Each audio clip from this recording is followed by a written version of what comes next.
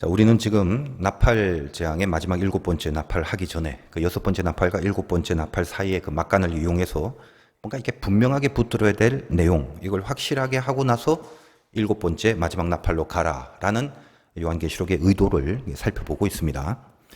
자, 그 중에 하나가 10장을 통해서 두루마리로 표현되는 하나님의 말씀, 이걸 붙잡을 것. 그리고 나서 이제 11장에 와서는 두 증인에 대한 이야기가 나옵니다. 두루마리든 증인이든 두 개 다 결국은 이 종말의 때에 우리가 힘있게 붙들어야 될 능력이고 또 은혜라는 것이며, 하나님이 보장해 주시는 어떤 권세로서 이 두 가지는 우리에게 보장해 주시는 권세란 말이죠. 우리한테 이 두 가지를 그 권세로서 소개되고 있는 그런 것이기 때문에 우리가 이제 나팔로 옮겨가기 전에 보장을 받고 확신 속에 거하라는 그런 의도에서 주신 말씀입니다. 자, 뭘 확실하게 붙들고 7번째 나팔을 만나라고 했다고요? 두루마리, 즉 말씀과 오늘 두 증인, 즉 교회. 그러니까 말씀과 교회, 이 두 가지를 확실하고 강력하게 붙들고 가라는 말입니다.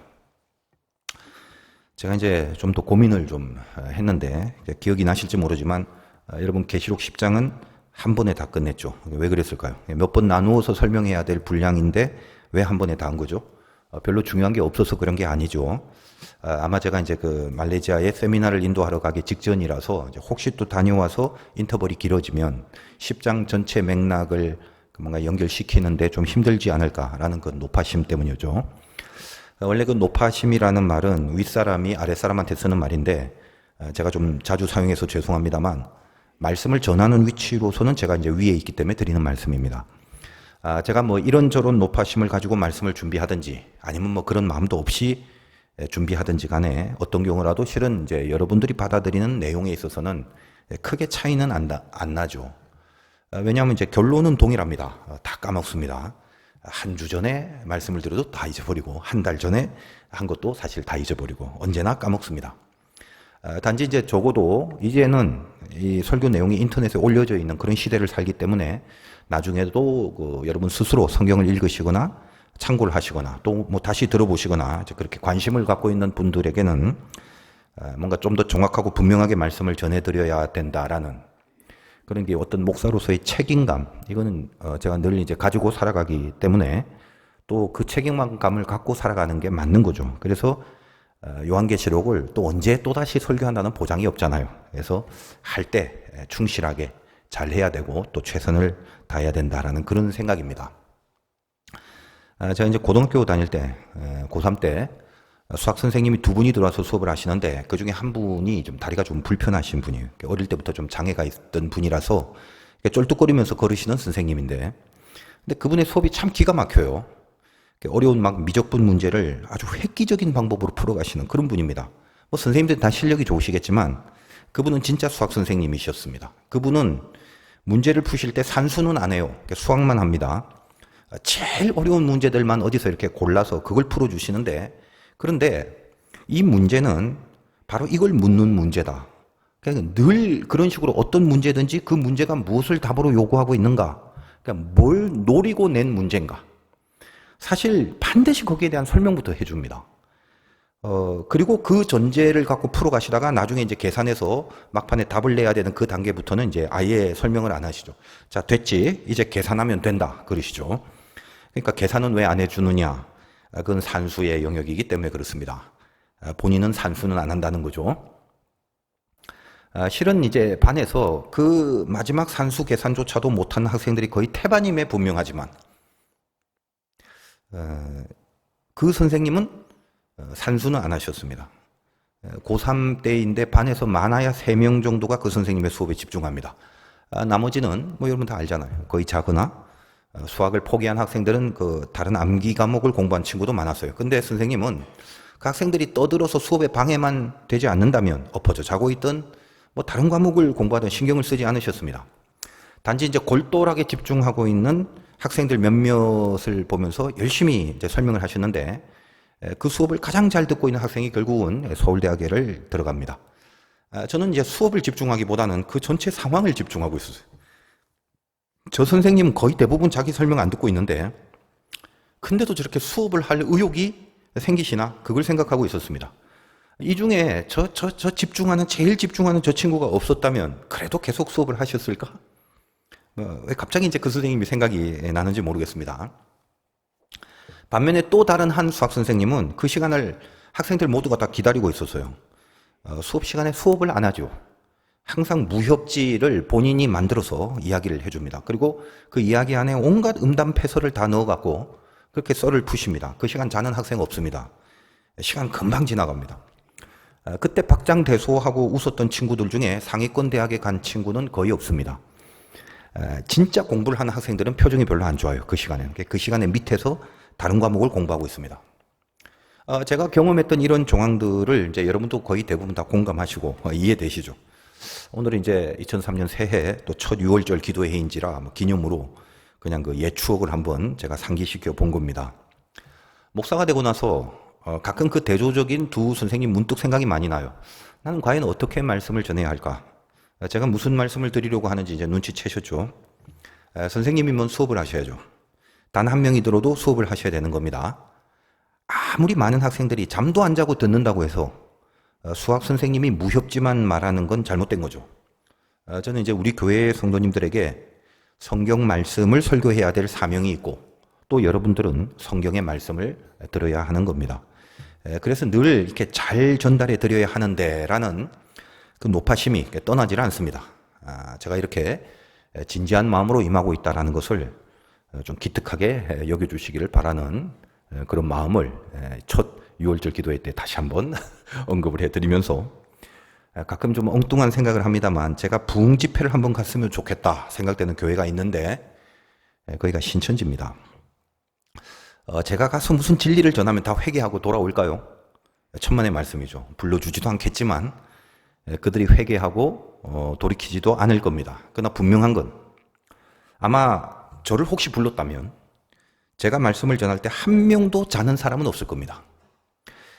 조금 뭐가 틀렸냐? 아마 그 눈에 불을 켜고 경청을 할 거예요. 그러면 저는 딴 건 안 하고 왜 너희들이 그 성경의 그 내용을 그렇게 해석을 하는가에 대한 그 분명한 의도를 밝히는 그것에만 주력을 할 것입니다. 뭘 노리고 그렇게 해석을 하는가? 그걸 제가 말해주고 싶어요. 잘 가르치는 구수학 선생님처럼 말입니다. 성령님이 역사를 하시면 몇 명쯤은 아마 뭔가 각성이 일어날 수도 있을 것이라는 상상을 하면서 그 안타까운 그 저만의 감도 환상에 한번 젖어보기도 합니다. 오늘 설교 전에 틀어드렸던 것은 신천지 10만 수료식 때 영상이에요. 10만 명이 수료식을 했습니다. 우리나라 도시 중에 인구 10만이 안 되는 곳도 꽤 많아요. 도시 중에 10만이면 여러분 그냥 알고 있는 것 중에 경기도 양평 정도. 그 양평군의 모든 인구 숫자와 비슷하고 지금 세종시 인구와 거의 맞먹습니다. 혹시 이제 인터넷으로 이 설교를 들으시는 분은 아까 우리가 처음 틀었던 신천지 10만 수료식 이거 유튜브에서 찾아서 나중에 한번 보십시오. 너무 감탄하지 말고 보시기 바랍니다. 저런 역사가 한국 땅에서 일어나고 있습니다. 여러분들은 본 적도 들은 적도 없죠. 참 신기하게요. 기존 정통 기독교 유튜브들, 요즘은 유튜브 매체가 많으니까 그 기존 정통 기독교 유튜브들을 보면 이토록 엄청난 신천지나 그 이단들에 대한 그 어떤 대책, 경각심, 연구, 싸움 이런 게 없어요. 이런 게. 아까 보신 저런 영상들 보면서 뭐 위기의식, 걱정, 염려 이런 거 안 해요. 지금 종말의 시대에 적그리스도가 출현하는 가장 심각한 메시지를 요한계시록이 계속 주고 있는데도 정말 신기해요. 그런 건 안 하고 기독교 유튜브들 보면 뭐 정치적 성향으로 갈라져 싸우고 서로 비방하고 욕하고 네가 많이 내가 많이 네가 우파니 내가 좌파니 이런 싸움들 하는데 신천지를 비롯한 이단들은 이번 코로나 기간 동안 우리가 그 짓 하고 있는 동안에 더 많은 성장을 해가고 있다는 사실입니다. 지금 한국 교회가 뭘 걱정해야 하죠? 과연 제정신들인지 싶습니다. 그냥 나만 이렇게 지금 미치고 화가 나고 가슴 아파 죽을 것 같은지 나 이상해요. 내가 나만 그런 것 같아. 우리나라 젊은이들을 거기다 다 갖다 놓은 것 같은 아까 그 영상들을 한번 보면서 지금 우리가 뭘 하고 있는 거죠? 신천지의 60%가 20대입니다. 기독교 인구가 줄어든다는 사실보다 더 큰 일이 난 건 뭐냐? 이단들이 그래서 더 많아지고 있다는 사실이에요. 본문 말씀 전해야 되는데 속에서 불이 나서 지장이 많습니다. 좀 아무튼 삭히면서 일단 본론으로 한번 들어가 봐야 되겠습니다. 우리가 지금 10장을 하고 11장으로 온 거죠. 즉 두루마리 10장에서 11장 두 증인으로 온 것입니다. 일단 본문을 먼저 읽어야 이제 본격적인 시작을 할 것 같으니까 3절 한번 보겠습니다. 내가 나의 두 증인에게 권세를 주리니 그들이 굵은 베옷을 입고 1260일을 예언하리라. 두 증인이 나옵니다. 그럼 일단은 두 증인은 뭐냐? 그 정체부터 파악을 하고 가야 되죠. 두 증인은 교회를 말합니다. 성경에 어디 그런 말이 있나요? 제가 이제 그걸 한번 추적을 해보도록 하겠습니다. 일단 4절 한번 볼게요. 그들은 이 땅의 주 앞에 서 있는 두 감람나무와 두 촛대니. 그러니까 두 증인, 그들은 뭐라고요? 두 감람나무와 두 촛대니. 그러니까 요 세 가지가 같은 거죠. 주 앞에 서 있는 두 감람나무와 두 촛대니. 그리고 이 촛대에 관주가 있고 그 관주 밑에 보면 등잔대라고 적혀 있습니다. 여러분 이 표현은 그 성막을 제가 설교할 때에 성전 안에 들어가면 촛대 기억하시죠? 그걸 등대라고도 표현을 합니다. 결국 여기 촛대는 성전 안에 그 등대를 말하는 거예요. 세상에 많은 이단들이 이 감람나무를 참 좋아요. 오늘 두 증인, 두 감람나무, 두 촛대 다 같은 말인데 이단들이 감람나무 상당히 좋아해요. 여기 좀 연세 좀 드신 분은 벌써 익숙해요. 감람나무 그러면은 벌써 딱 떠오르는 인물이 있지 않습니까? 그 감람나무가 두 개인데 이단들은 어떻게 하냐? 하나는 예수님이고 이단 교주, 하나는 자기랍니다. 촛대도 두 개인데 하나는 예수님, 항상 예수님 건 하나 해줘요. 그리고 또 하나는 자기래. 두 증인이 중요한데 한 분은 예수님이고 한 분은 본인이랍니다. 그 유명한 전도관의 박태선이 자기를 감람나무라고 그랬고 나이 좀 드신 분은 이제 다 그거 익숙하게 들어왔죠. 이만희가 그랬죠. 예전에 홍종효라는 사람하고 이만희 두 사람이 그 유재열이라는 장막성전 밑에서 뛸 때 이 둘이가 이제 두 감람나무라고 했는데 이제 홍종효가 죽고 나서 이만희가 따로 나와서 홀로 이제 섰죠. 신천지가 그래서 나오는데 여러분 이단도 나름 족보가 있어요. 그러니까 모든 이단 교주들이 다 자기가 이렇게 배운 자기한테 가르침을 준 자기 선배 스승들 이런 그 족보들이 다 있습니다. 하여간 이제 오늘 본문 3절을 다시 한번 보면 두 증인에게 권세를 준다는 말이 있잖아요. 두 증인에게 권세를 주니. 그러니까 누구라도 이단의 교주가 되려면 교주 그럼 뭔가 권세가 딱 필요하죠. 그러니까 자기가 지금 요게 돼야 되는 거예요. 왜냐하면 성경에 있기 때문에. 두 증인에게 권세를 주니까 두 증인 중에 하나는 돼야 성경 말씀처럼 내가 권세를 받았다. 요 말을 할 것 아니겠습니까? 그래서 이 감람나무나 촛대가 적어도 그 중에 하나는 자기 자신이어야 하는 겁니다. 근데 참 이상하게 이런 말들을 이렇게 하면요. 그 사람들이 그 말에 다 이렇게 끄떡거려요. 정상이 아니죠. 약간 그 좀 멍청해서 그런가, IQ가 딸려서 그런가, 처음엔 제가 그렇게 생각했습니다만, 그것보다도 영이 들려버리면 대책이 없습니다. 여러분, 이단에 간 사람들이 무식한 사람만 있는 게 아니에요. 오히려 그 기본적인 사회적 스펙이나 학력이 기존 교회보다 높습니다. 이단들이 젊고. 그러니까 왜 그렇게 이런 말도 안 되는 것에 넘어가느냐? 제일 중요한 건 영이 들리면 대책이 없는 거죠. 이 마귀가 성경을 갖고 이단들을 만들어 나가지 않습니까? 저 이단들은 무조건 성경으로 이단을 만들지 다른 거 쓰지 않아요. 그래서 성경에서 이렇게 보이는 거, 보이는 것만, 마귀가 보게끔 하는 것만 보게 하는 렌즈를 이렇게 하나 끼워 넣습니다. 여러분 4절에 보면 다시 보세요. 그들은 이 땅에 주 앞에 서 있는, 여기 주는 주님이죠. 예수님 앞에 서 있는 두 감람나무와 두 촛대니. 그러니까 예수님이 여기 있고 그 앞에 두 감람나무와 두 촛대가 있다는 말이에요. 분명히 여기 이렇게 있잖아요. 여기 분명히 이렇게. 근데 이렇게 분명한 기록이 있는데도 불구하고 뭐라고 합니까? 두 감람나무 중에 하나는 주님이고 하나는 자기랍니다. 그리고 다 아멘 하고. 정말 신기하죠. 지금 여기 주님 앞에 서 있는 두 감람나무인데 어떻게 두 감람나무 중에 하나가 주님이 될 수 있습니까? 성경이 그렇게 표현되고 있는데. 그래서 이 주님 앞에라는 이 문장이 안 보이나 봐요. 저들은. 너무 간단한 얘기인데 성경 자체가 너무 분명하게 얘기를 하고 있는데도 참 신통방통 신묘막측 하다만 신기해 죽겠어요. 오늘 이렇게 길어질 것 같은데 빨리 가야 돼. 일단 그럼 두 증인의 정체가 뭐냐? 그걸 풀어야 되겠죠. 자, 3절 4절에 의하면 두 증인은 두 감람나무고 두 촛대입니다. 두 증인, 두 감람나무, 두 촛대 다 같은 겁니다. 그렇게 적혀 있잖아요. 그건 여러분 이제 이 기록을 통해서 아시고. 근데 그게 교회를 말합니다. 그럼 왜 교회냐? 그리고 교회가 본질적으로 과연 뭐냐? 이걸 좀 이해를 해야 됩니다. 그래서 이 계시록 환상의 배경이 되는 구약의 배경이 어디냐면 스가랴 4장입니다. 우리는 이제 계시록을 항상 성경으로 풀었기 때문에 그 배경이 구약이라는 걸 말씀드렸죠. 스가랴 4장인데 요거 좀 복잡합니다만 제가 좀 고민했습니다만 한번 찾아봐야 될 것 같습니다. 1315페이지 1315페이지로 갑니다. 스가랴. 그래서 오늘 이 본문의 배경을 이해하기 위해서는 스가랴 4장 전체를 다 읽어야 되는데 시간이 많이 걸리니까 4장을 딱 펼쳐놓고 일단 제가 조금 설명을 드리겠습니다. 그걸 좀 듣고 보겠습니다. 아주 간단히 말씀드리자면 이 스가랴의 배경이 어떤 거냐면 페르시아 시대 때 고레스 칙령으로 이스라엘이 속국으로 있다가 고국으로 돌아가서 성전을 준공하라는 허락을 받죠. 이런 포로기 시대의 배경은 예전에 제가 그 말씀 디저트란 테마로 에스라를 설교한 적이 있는데 유튜브에 올라가 있으니까 그걸 참고하시면 충분한 도움이 되실 겁니다. 자, 그들이 그래서 감사하게도 고레스의 그 넓은 아량으로 성전을 건축하기 위해서 고국으로 귀환을 하는데 여러 가지 방해로 공사가 이렇게 순조롭지 않습니다. 중단이 됩니다. 한참 중단이 되다가 다시 스가랴나 학개 같은 선지자들을 통해서 다시 성전 공사를 진행하는 그런 역사가 일어나게 됩니다. 이스라엘 역사 중에 있어요. 근데 그때를 이제 다시 성전을 준공하게 되는 그 귀하고 아름다운 은혜의 시작. 이것이 이제 그 스가랴서가 바로 그 배경입니다. 당시에 중단되었던 성전 준공을 다시 하기 위해서 쓰임 받았던 아주 귀한 사람 두 사람이 등장하는데 한 명은 정치인이고 한 명은 종교인입니다. 정치인은 여러분이 한 번씩은 들어봤던 유대 총독으로 있는 수룹바벨이라는 사람이고 또 한 명은 종교적으로 그 당시 유대 대제사장이었던 여호수아였습니다. 당연히 여기 여호수아는 그 우리가 익숙하게 알고 있는 여리고를 무너뜨린 가나안 땅의 수장 그 여호수아하고는 다른 사람이죠. 시대가 다르잖아요.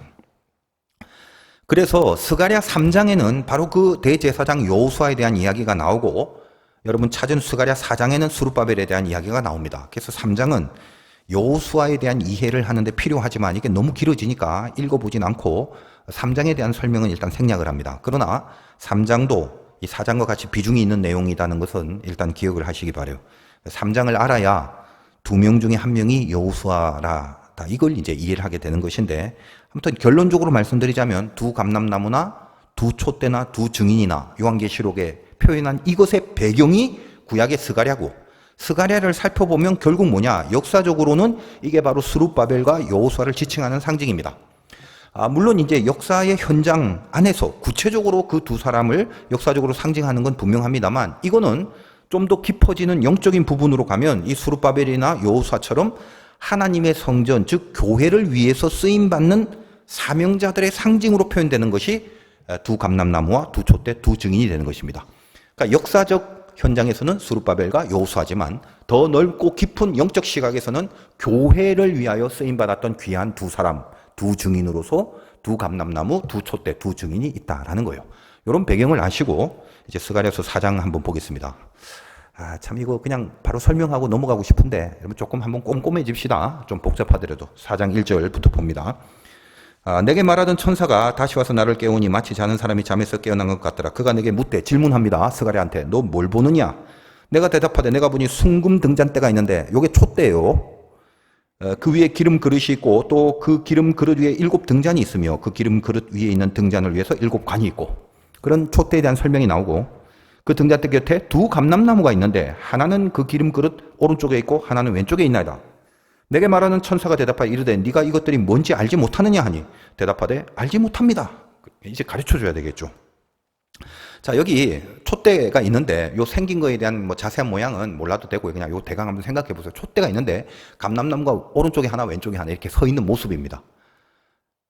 이렇게 서 있는 모습은 왜 이렇게 서 있냐면 이제 나중에 또 나옵니다만 일단 그런 모양을 한번 생각해 주시고 그래서 이 촛대가 뭔지를 물어보지만 스가랴가 뭔지 모른다고 그러죠. 그래서 그 대답을 6절에 천사가 주는 거예요. 그가 내게 대답하여 이르되 여호와께서 스룹바벨에게 하신 말씀이 이러하니라. 만군의 여호와께서 말씀하시되 이는 힘으로 되지 않고 능력으로 되지 않고 오직 나의 영으로 되느니라. 자, 이 스룹바벨에 대한 이야기를 하면서 이런 일들 무슨 일이에요? 제가 뭐 대강 설명을 했습니다만 여러분 그냥 막 눈치껏 전체를 이해하신다면 스룹바벨이 귀한 일 했잖아요. 그러니까 다시 성전을 세운 이 귀한 일에 스룹바벨이 자기 힘이나 뭐 자기 능력이 아니다. 이게 오직 하나님의 영으로 된다는 그 유명한 말씀이 나오는 겁니다. 여러분이 이 구절을 성경 좀 보신 분은 다 좀 암기를 하고 있거든요.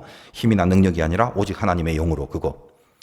고로 스룹바벨이 하는 것은 물론 스룹바벨이 하지만 이것은 성령을 통해서 하는 것임을 가르치고 있는 부분이죠. 자, 그거 하나. 촛대에 대한 질문에 대해서 그 하나가 나왔죠. 그 다음에 11절과 14절.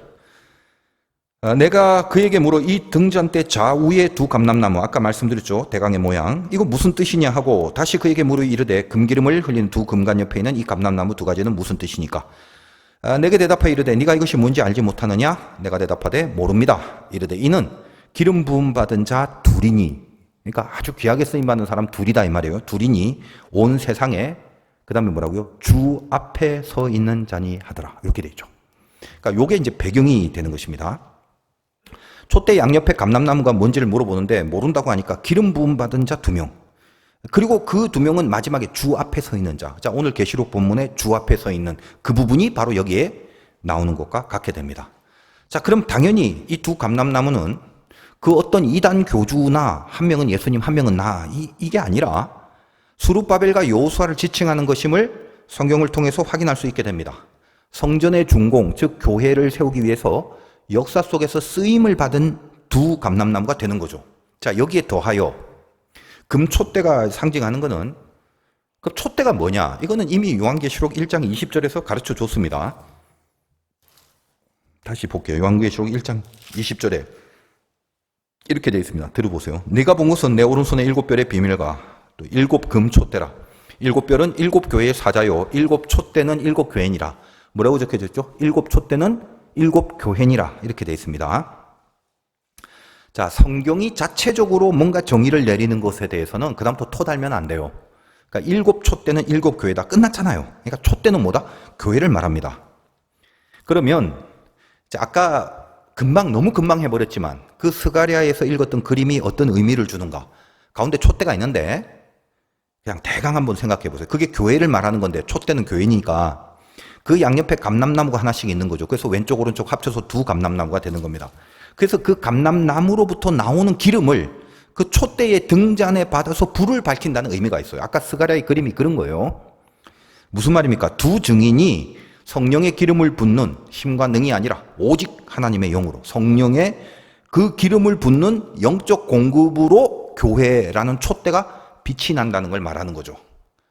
그래서 총체적으로 두 증인, 두 감람나무, 두 촛대, 이건 모두 교회를 의미하는 그런 상징이 됩니다. 특별히 교회라고 할 때 교회라는 건물이라기보다는 교인, 즉 하나님의 백성으로서의 교회를 의미하는 거다 이 말이에요. 원래 교회라는 단어인 에클레시아는 여러 번 말씀드렸지만 그 뜻 자체가 에클레시아, 그러니까 세상의 밖으로 불려진 사람들이라는 뜻이라고 그랬죠. 그래서 여러분들이 어디를 가나 교회라는 건물이 있다고 해서 그걸 교회라고 하지 않습니다. 그냥 그거는 예배당이라고 하는 게 더 정확한 표현이죠. 예배당이 있는데 그 안에 예배자가 없고 그 안에서 세상과 다르게, 세상으로부터 불려져서 다르게 살아가는 그런 하나님의 백성이 없다면 그 건물은, 그 예배당은 아무리 크고 화려해도 교회라고 하면 안 되는 거죠. 그냥 예배당일 뿐입니다. 그래서 그 예배당 안에서 혹시 예배자가 없어서 음식을 팔게 되면 거긴 이제 예배당이 아니라 식당이라고 하는 거고, 거기서 술을 팔면 술집이 되는 거고, 거기서 춤을 추면, 우리 한국에도 이제 그런 게 나타났죠. 그걸 클럽이라고 하는 겁니다. 교회는 하나님의 백성들이 있어야 되는 곳이고 하나님의 백성들이 하나님의 증인으로 살아가는 것을 교회라고 하는 거죠. 자, 그렇다면 여러분, 이 땅에 교회가 많을까요? 예배당이 많을까요? 그런 부분을 이 종말의 시대에 심각하게 생각해 보자는 말입니다. 그래서 오늘 계시록에는 두 증인이라는 전제를 먼저 분명히 말하고 그 두 증인이 두 감람나무고 두 촛대라는 설명을 하는 거예요. 그러니까 우리가 이렇게 멍하게 있는 게 아니라 증인? 내가 교인이고 내가 불림받은 사람이고 결국 내가 교회 본질인데 내가 누구라고? 증인? 이 증인이라는 말에 신경이 곤두서야 된다는 거예요. 증인이 교회라는 말을 하는 거거든요. 증인이 아니면 교회가 아니라는 말, 그걸 받으시란 말이에요. 여러분이 교인이고 여러분 자체가 교회가 되려면 여러분이 증인이어야 돼요. 그러면 나는 지금 증인으로 살아가고 있는지 그걸 보시라는 지적입니다. 증인의 인생을 살지 못하면 교인임네, 교회 다님네 그러지 말라는 거예요. 이런 관점에서 조금 더 우리 집요하게 캐물어 보자고요. 혹시 지금의 이 설명을 쭉 흐름 속에 약간 의아한 부분이 있다라고 생각되시는, 그렇게 생각을 하고 계신 분이 있을지도 모르겠는데, 아까 7촛대가 7교회라고 했는데 계시록 1장에서 확인했잖아요. 근데 오늘 촛대는 7개가 아니라 1개가 아니라 2개, 2촛대잖아요. 근데 그게 왜 교회가 되나요? 7촛대가 7교회니까 촛대 7을 언급하면서 교회 7개 딱 그러든지, 개당 하나로 쳐갖고 촛대 하나는 교회 하나 뭐 그러든지, 왜 목사님 두 감람나무 두 증인 알겠는데 두 촛대라고 하나요?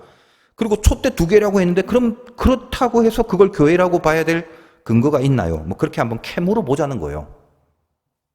그런 그 의구심이 안 드는지 모르겠는데 결국 제가 대답을 해드릴 건데, 늘 이제 제가 질문도 같이 해드리기 때문에 이게 좀 이상합니다만, 하여간 더 깊고 좀 풍성한 이해를 위해서 저희 노력이라고 생각해 주시고, 이 부분도 기특하게 여겨주시길 바랍니다. 자, 결론은 그겁니다.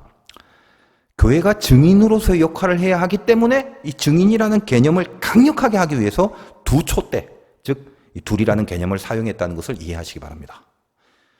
구약의 전통에 보면 신명기서를 읽어보면 한 사람의 증인으로 무엇인가를 판단하지 말고 2 증인 혹은 3 증인으로 판단하라 라는 말이 신명기서의 여러 군데 곳곳에 나옵니다. 왜 그러냐? 적어도 가장 최소한의 객관성을 확보해야 되기 때문입니다. 어떤 진리가 객관적인 분명하고 정당한 진리가 되려면 적어도 2명부터 시작이죠. 2명 이상이 그 객관화를 정당화하는 최소한의 필요 조건이 돼야 된다는 거예요. 어떤 사람 한 명이 와서, 야, 내가 저 산에서 호랑이 봤어. 안 믿죠, 거의 다. 근데 그 다음에 오는 사람이 또 나도 봤어. 그러면 그때부터 이제 객관성의 시작이 비롯되는 거죠. 하나님의 증인도 마찬가지로 그런 차원에서 2명이 증인이 되는 시작이 된다는 겁니다. 왜? 이 진리는 분명한 진리이기 때문에 이 진리의 진정성을 위해서 결국 객관화될 수 있는 진리며 진정성 있는 진리다라는 것을 시사하는 것이, 그래서 2 증인으로부터 시작하는 표현이 성경에는 아주 깊숙하게 깔려져 있는 것입니다. 여러분, 마가복음에 보면 주님이 제자들을 이렇게 둘씩 보내는 장면도 있잖아요. 그렇게 2명씩 증인으로 사역하는 가장 전형적인 모습. 이게 이제 혼자 가면 외로우니까 쓸쓸하니까 이런 것보다는 더 깊은 의미에서 진리의 객관적 진정성에 대한 하나의 선포다라고 생각하시면 되는 거예요. 그러니까 요즘은 이제 잘 안 보입니다만 가장 좀 전형적인 이 모습을 예전에는 이 부근에도 많았어요. 뭐죠? 하얀색 와이셔츠에 이렇게 정장바지 입고 눈알이 파란 외국인들 2명이 서로 전도하러 다니지 않습니까? 알죠? 몰몬 교도들이.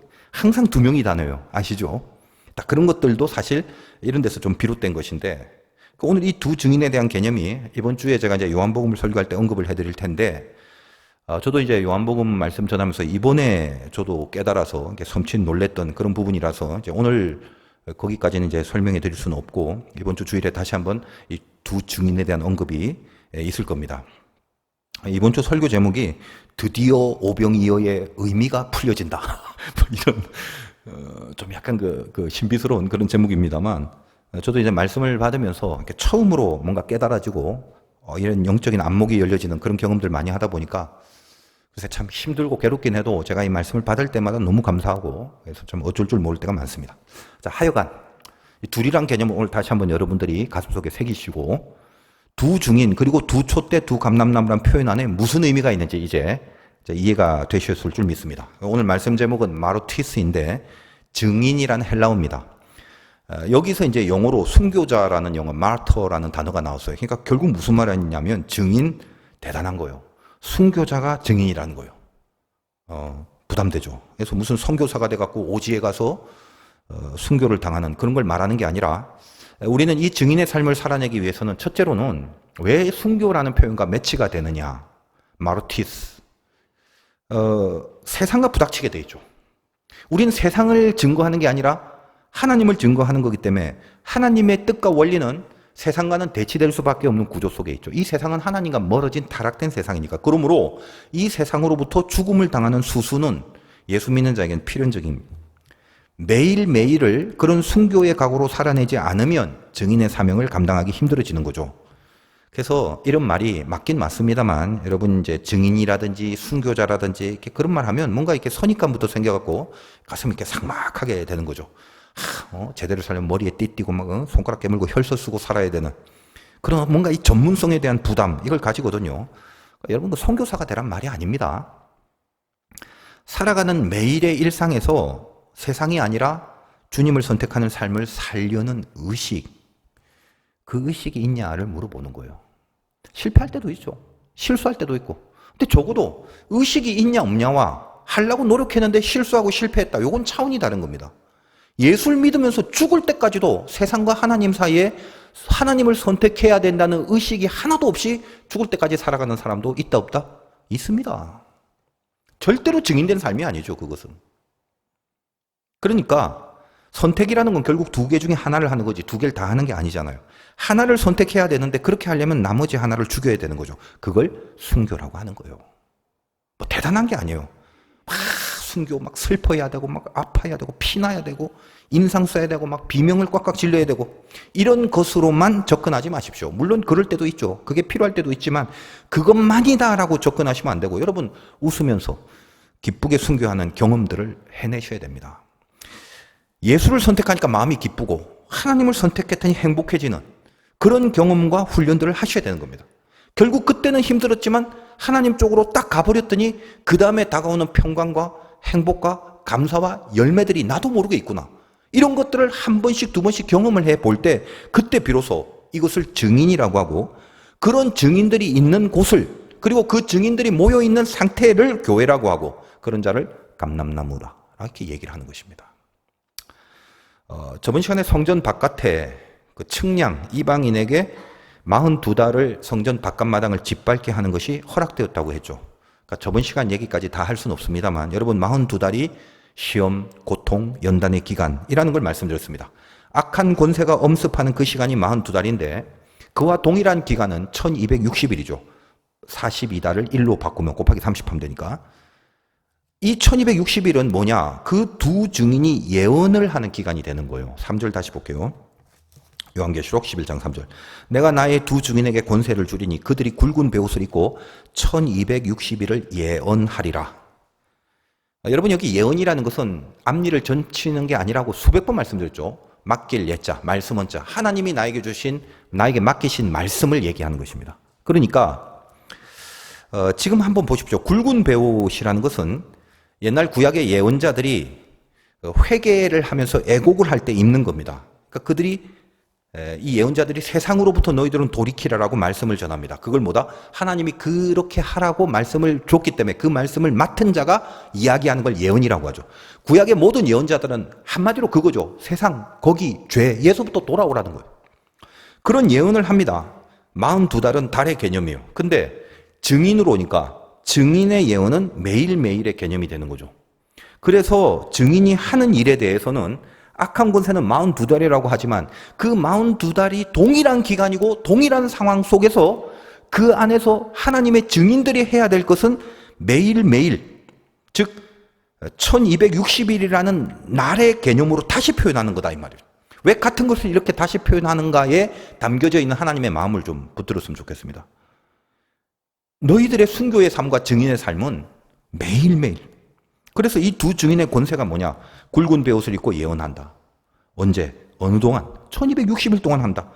세상은 악한 권세로부터 공격을 당하고 휘청거리고 고난 중에 있을 그 기간 동안 동일한 기간 안에서 증인들은 세상과는 다른 권세로 그 기간 동안 말씀을 통하여 지켜지고 있는 상태를 말해주고 있는 겁니다.